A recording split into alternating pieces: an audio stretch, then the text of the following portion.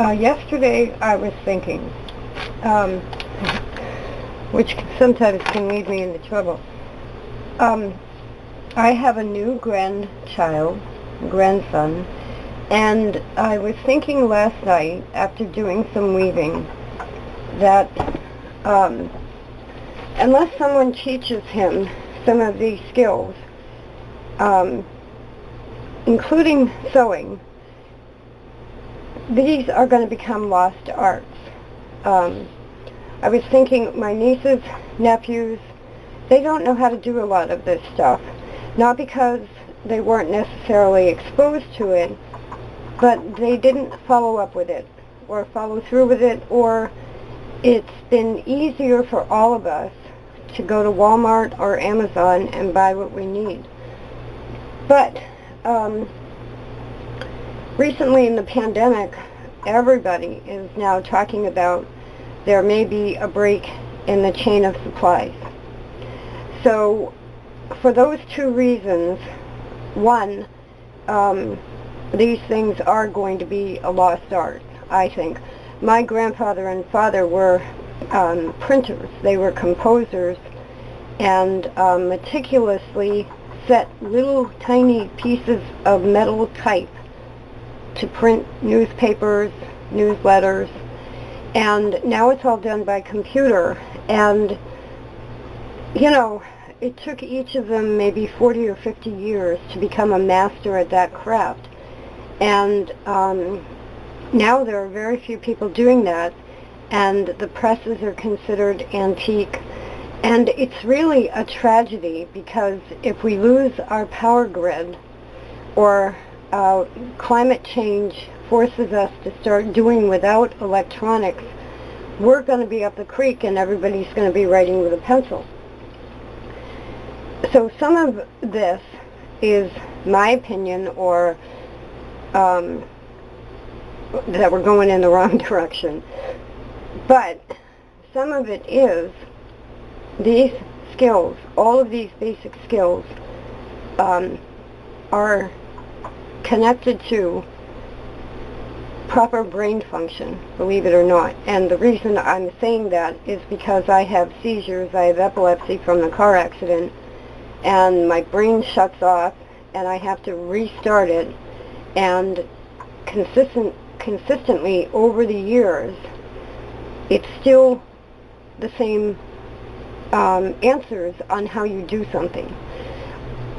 And these are basic skills. Now, one of them is sewing, one of them is weaving, one of them is knitting, and one of them is crochet. Now, each of those is tied to basically making our own clothes, staying warm, and surviving. And then you have kind of side things like making your own rope.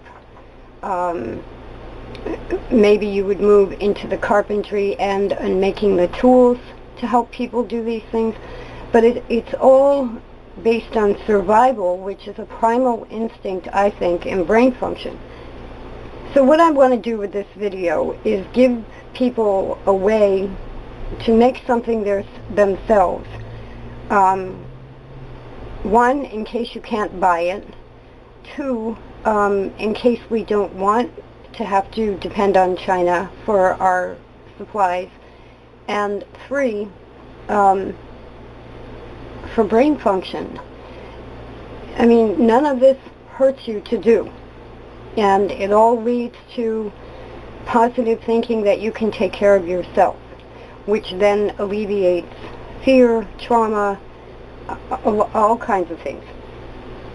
But anyway, let's start with the line of thinking here is making your own clothes. And what we're comparing this to is, since the big manufacturing boom in the United States and everything became made by machines, we don't always understand how things are made. And you need to understand how they're made before you can decide whether you want to buy a commercial product or make your own. So what we have cotton fiber, underwear, linens, dishcloth sheets, So many things are made out of cotton, and we have wool fiber. Now cotton is grown and wool is cut. It's like giving a sheep a haircut. There's also mohair from goats, alpaca from alpacas. It doesn't hurt the animal, and it's just cutting their hair. But what wool does a little bit more than cotton is trap heat in there and keep us warm. So those are your two main types of fibers, wool or cotton. This happens to be hand-spun alpaca. And so when you go to the store, the sock yarn store, and you buy alpaca yarn, well, how do they make it? They take alpaca fiber. They have a big, huge commercial spinning machine, and they make your wonderful little alpaca sock yarn, which is fine. What if the factory shuts down? It's not because everybody will have COVID. We've been through that. What if people just aren't working? What if something happens? So we come to the way that people have made their own yarn for centuries is the simple spindle. And you see one here, it's hand spinning. Now the machine equivalent is a spinning wheel, either a charca, a floor wheel, or I have a Babe's Fiber Garden table charca.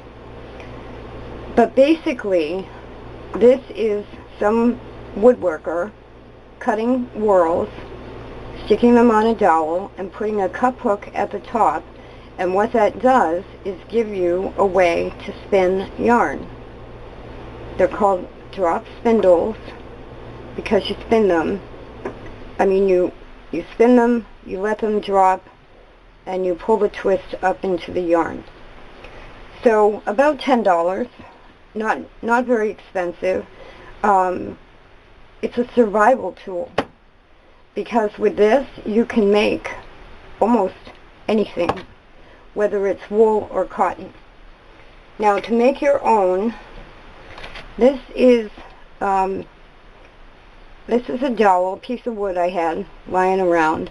You can also use a pencil, a regular old pencil, and you take wire.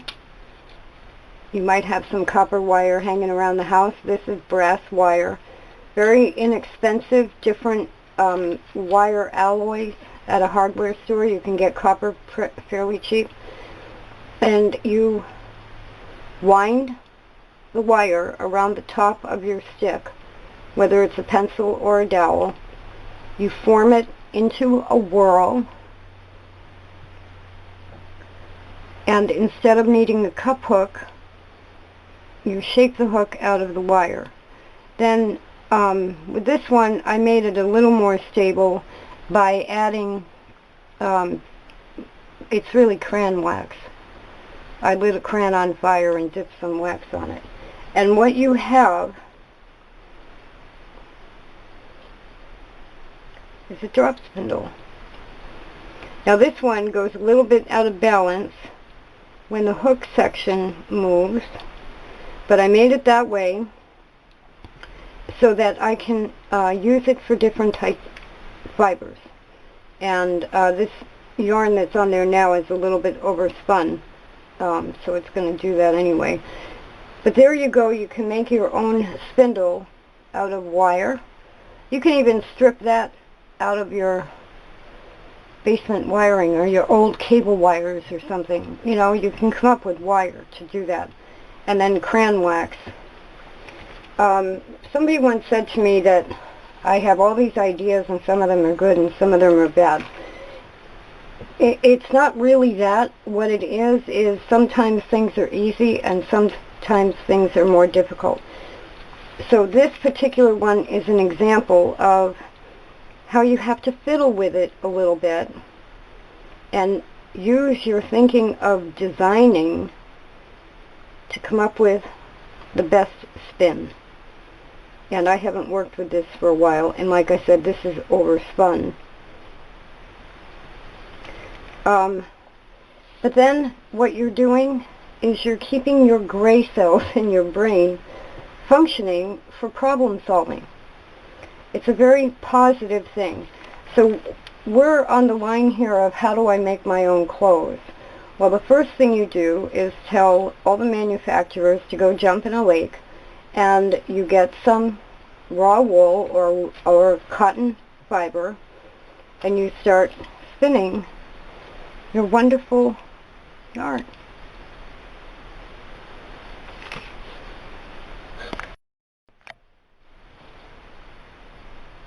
Now with that first section about spinning your yarn, there are different weight spindles for different weights yarn. Basically the design is the same, and you might wonder, why can't you just use the yarn as singles? You can, but when you use a single strand of yarn like that, and knit something, for example, you're going to end up with the twist of the yarn showing in your finished project. So if you want to have a more flat looking yarn, similar to a commercial yarn, then one way of controlling that twist is to lucet it first. And I have a few videos up about using a lucet. This is my lucet that came from my pine tree. And with any lucet, I've also kind of invented a floor lucet, which gives me all different stitch lengths, because with a lucet, if you lucet yarn loosely, you're going to end up like on this one.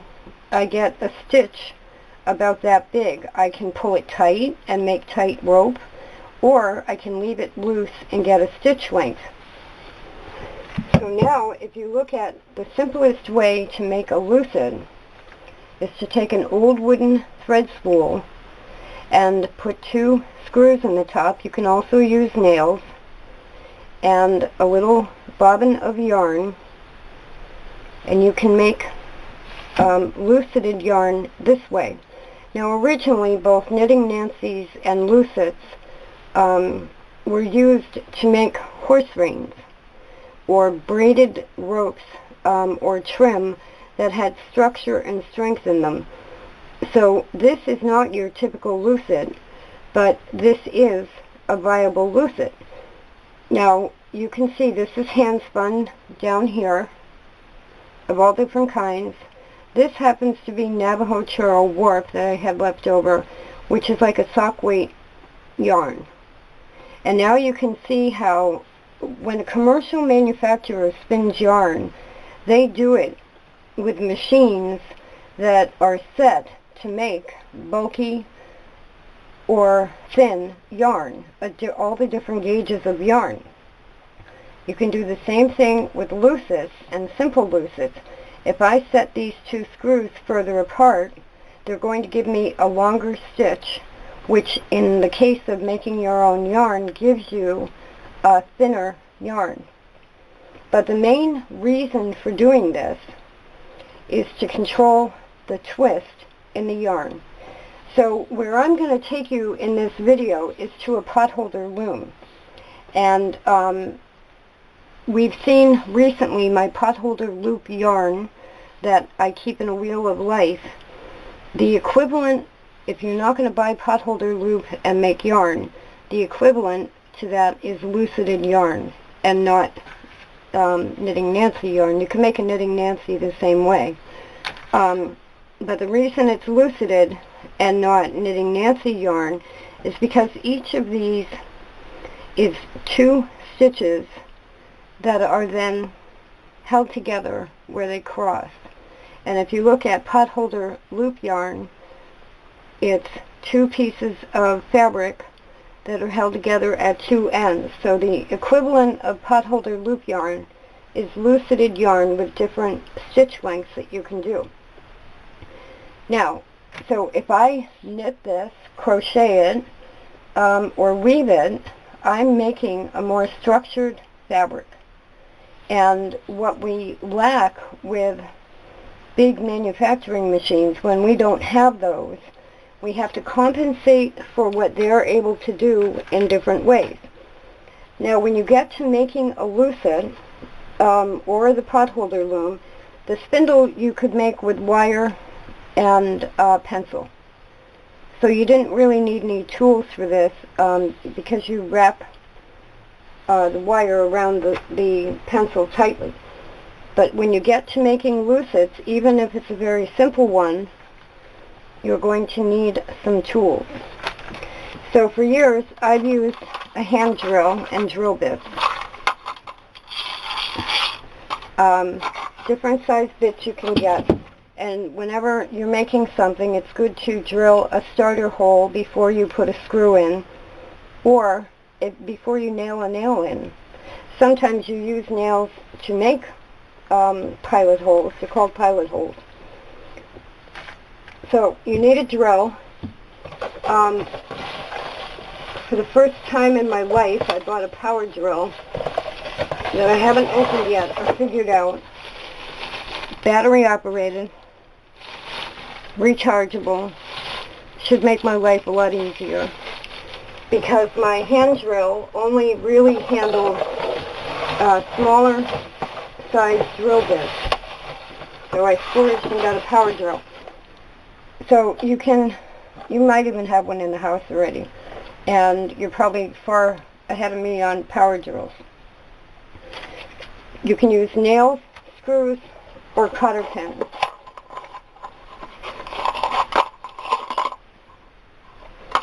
Now, the other way to make a lucet is the commonly seen lucets, which are Y-shaped. And with a Y-shaped lucet, you can make tight rope.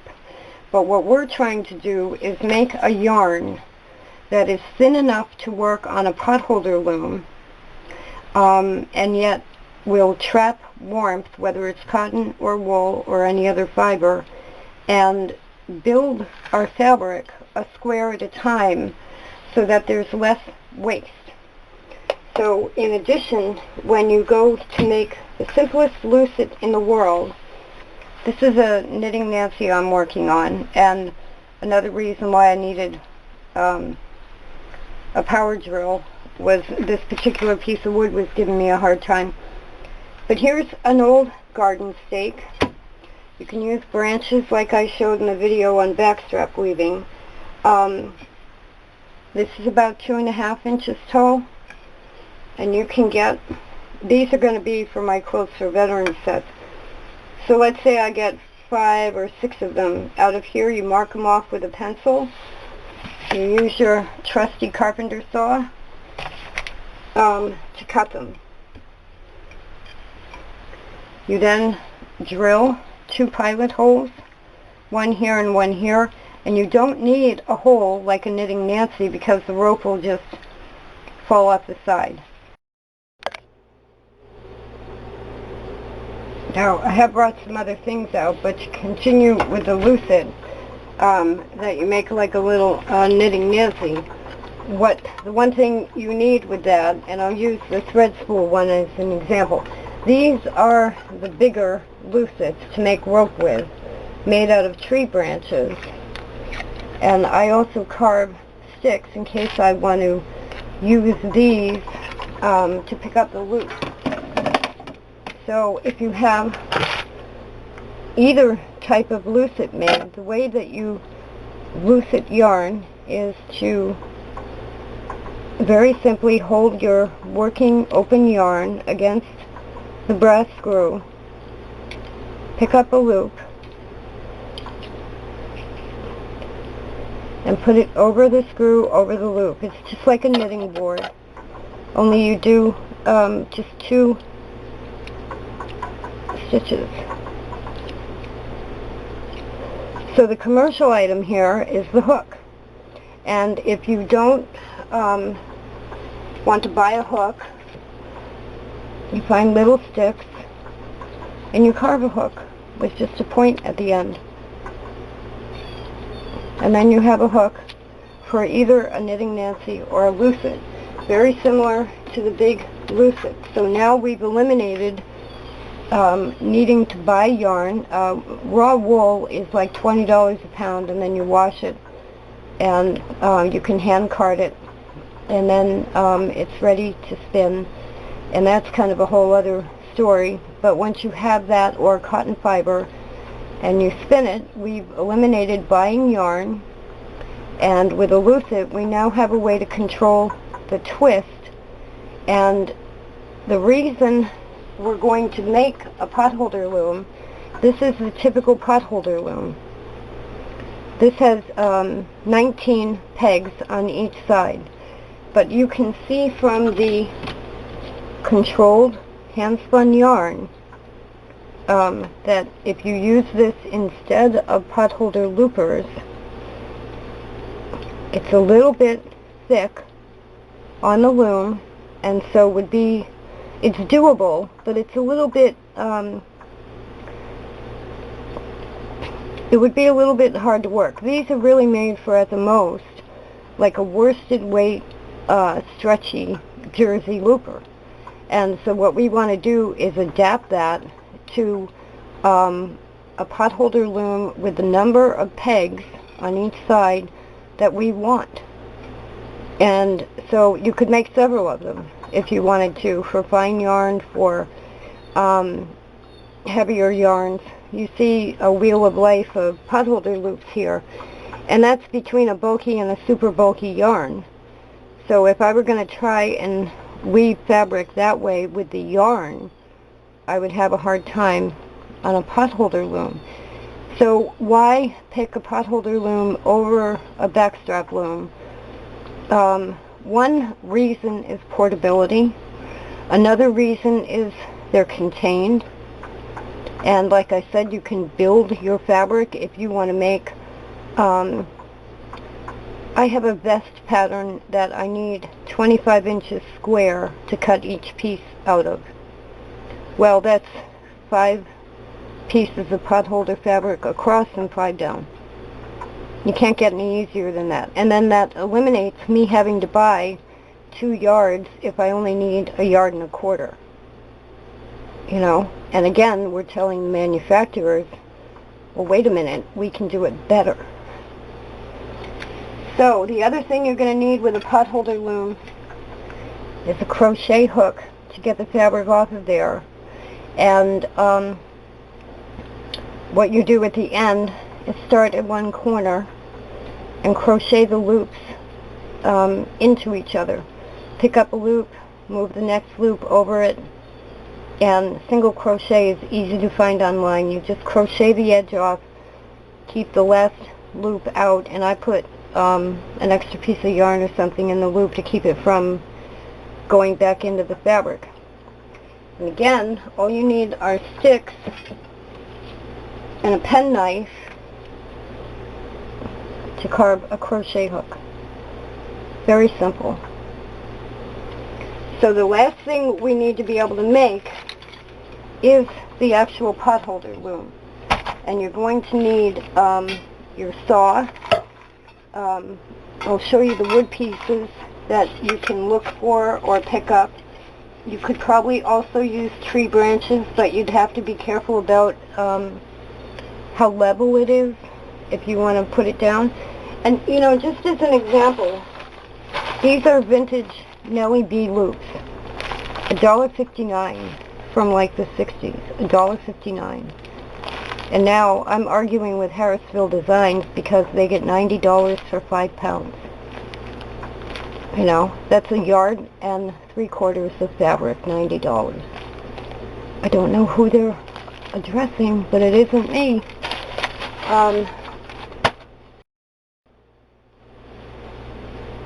So a lot of times companies, even those that make things in the U.S. for U.S. consumption, they get stuck in a marketing scheme that has them not reaching all the customers they could reach. I wouldn't pay $90 for 1 yard and 3/4 of fabric. I just wouldn't do it. And I don't know many people that can afford that. Or pay $10 for a potholder. So all of this is brain function, and wait a minute, when is too much consumerism too much consumerism? When will I not pay that much money? So here we have some sticks, and I'm going to do this quickly. And what I have done is mark out 6-inch lengths. Again, with the trusty saw, we're going to cut these lengths. This wood, you can buy this on eBay as it's 1-inch square or 3/4-inch square wood sticks. You can get, I think it's like 20 of them for $10 or so, $11, and they list them as for carving dolls, which I also do, but that's another story. So if you look for hitty doll wood or just 3/4 by 3/4, so these 4, I haven't cut them yet, but I can use these as an example. You line them up on the inside, then this one is also on the inside and the inside. It's going to give you a slight rectangle, but you're in control of where you put the pins. And then you count I'm going to make one for 10 pins on each side. Once these are cut, you use your drill to drill a hole in each end, and then drill just a pilot hole in the receiving wood, and wood screws. I'll put the link for wood screws in the thing. For like $7 you can get a whole assortment of wood screws. Put a wood screw in here, a wood screw in here, same over there, same over there. You can add carpenter's glue if you want to make it permanent. Then you take your hand drill or your power drill, you measure out your spacing, drill a pilot hole, and then either use cotter pins, screws, or more wood screws or nails, and make your pins for your potholder loom. So let's pretend we've completed that, and we now have our yarn that we've done ourselves to our gauge that we wanted, controlling the spin. We weave a basic potholder, we crochet it off, everything we've done ourselves. We now will end up with squares of fabric that can be used to crochet together with extra yarn, even single strand yarn, and you can make anything from tarps, bed pads, clothes, dish towels, anything.